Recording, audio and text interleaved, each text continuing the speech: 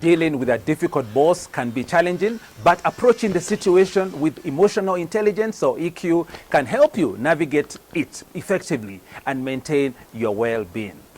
Hello there, I'm David Kimotho, and here is a step-by-step guide on how you should deal with that difficult boss.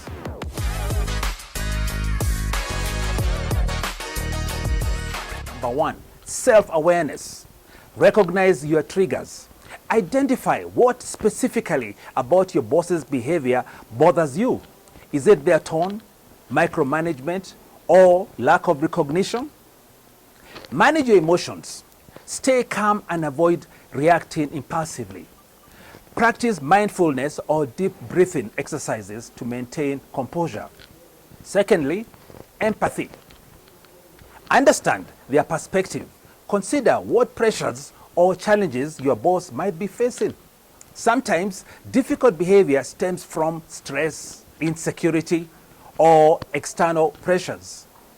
Be compassionate. Without excusing bad behavior, remind yourself that they are human and may not have learned to manage their emotions effectively.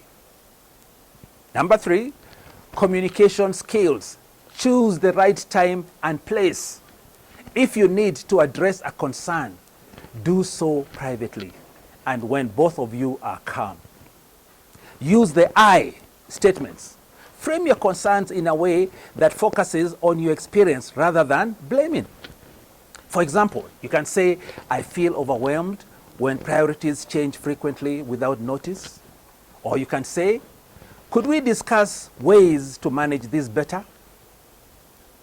Also, you need to stay professional. Keep the conversation constructive, even if your boss's behavior isn't. Adaptability, that's something else you have to remember. Identify their preferences. Notice how your boss communicates and makes decisions. Do they prefer detailed reports or quick updates? Update your style to align with theirs.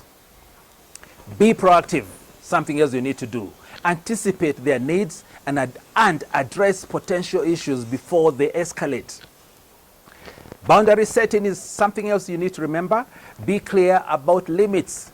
If your boss's behavior crosses a line, e.g. verbal abuse, calmly and respectfully set boundaries. For example, you might say, I would appreciate it if we could keep our discussions focused on the work, nothing else. Document interactions. If the situation worsens, having a record can be helpful if you need to escalate the issue. You have to build resilience. Focus on what you can control. You may not change your boss, but you can manage your reactions and work approach. 4, you also need to seek support. Talk to trusted colleagues, mentors, or a counselor for advice and emotional support.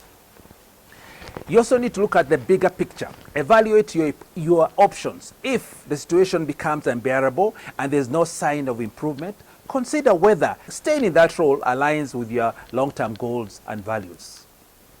Build your skills. Use this time to develop your emotional intelligence and conflict management skills, which will benefit you in any role.